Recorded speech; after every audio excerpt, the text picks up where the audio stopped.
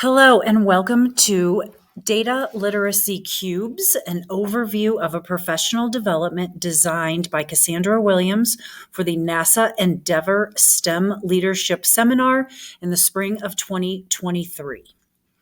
At the beginning of our school year, we were approached by administration, and by we, I mean the science department, to help the school's standardize test results by picking out from the ELA and math sections what we could support as a subject area. Data was presented to us, data interpretation skills, and at that time I immediately thought of this wonderful tool from My NASA Data called Data Literacy Cubes, in which students are presented with a tactile learning tool, and teachers are provided with differentiated level questions to help students practice data literacy skills. For the professional development, we pulled the science and social studies departments, or the professional learning committees, or PLCs. And we had, of them, we had 5 science teachers, we had 4 social studies teachers, and we had 1 assistant principal. We were absent by 4 people due to the rescheduling of this professional development, probably 2 or 3 times by admin it's a busy time of year. So we were lucky to get these folks in. And so the objectives when they came in was to define what data literacy is and connect those skills back to our CMAS, or our Colorado State Standardized Test. And then to present this tool from NASA on how to build the literacy skills using this tool. And then finally, to build a library of curriculum resources that can be used easily with the tool and don't require extra teacher planning. So we began our session by collecting some data. I had some questions for before and after the session. And our first set of questions revolved around our objective number 1, about what is data literacy and what those skills are. So we wanted to make sure the adults that are participating understood that data literacy skills include recognizing patterns, relating cause and effect, observing stability and changes, and explaining events and phenomena, and backing up claims with evidence from data. Another part of that would be suggestions for student buy-in. So at this time, we also watched a TED Talk video called Why Everyone Should Be Data Literate by Jordan Morrow. And this was great for adults as well as students. You could clip out some for students based on if you had 6th, 7th, or 8th grade students. And we do this to appeal to the student buy-in.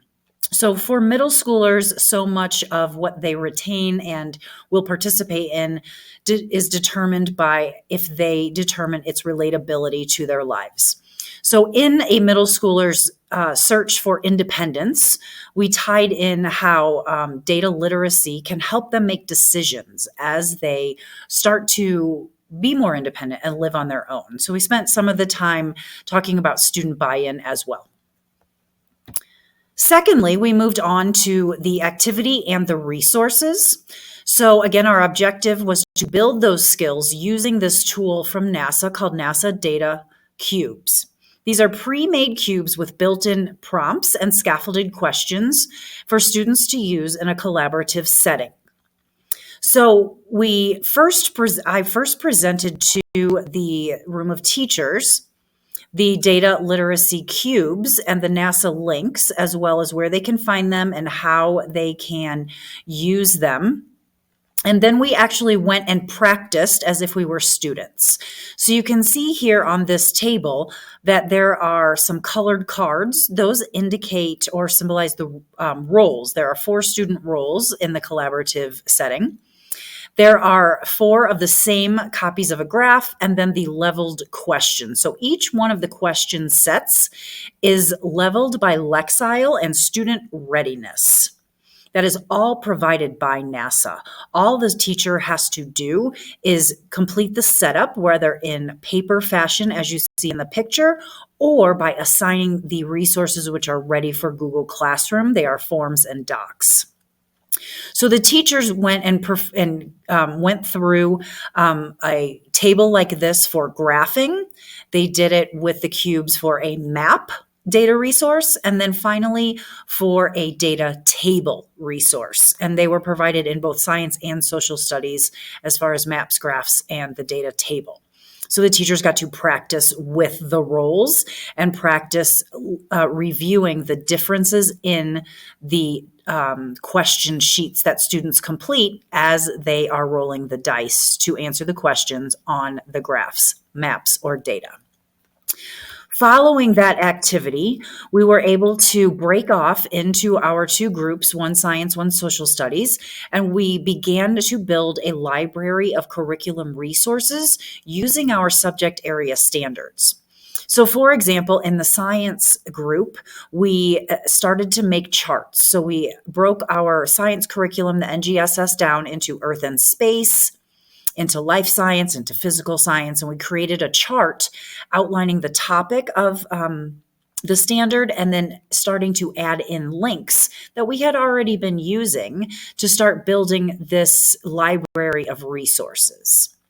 The purpose of this as the professional development is so that teachers have an already established bank of resources and they're not having to search for and use plan time to find things that are not in their curriculum and that we are asked to teach. Further, with science, we went into the Science and Engineering Practice 4 of analyzing and interpreting data. We visited the MyNASA data visualization tools, and that was about our hour of time.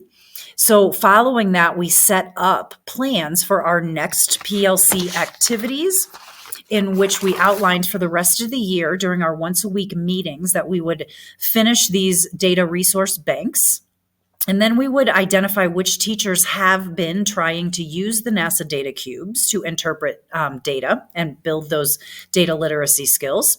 We would ask those teachers what support they needed and what challenges they are facing. And then we also planned PLC meetings to focus on teacher suggested extensions of the tool provided by NASA. And that included evaluating student-made graphs and consolidating the question banks so that if a teacher did not want to use all 4 levels, that they could use just one level or practice assigning heterogeneous and homogeneous groups. And they could complete that all within the PLC designated meeting times so that it wasn't taking away from teacher individual plan time or outside of contract time. So at the end of this PLC, we had a clear and concise definition of data literacy. We had used a brand new resource to everyone in the room, the NASA Data Cube.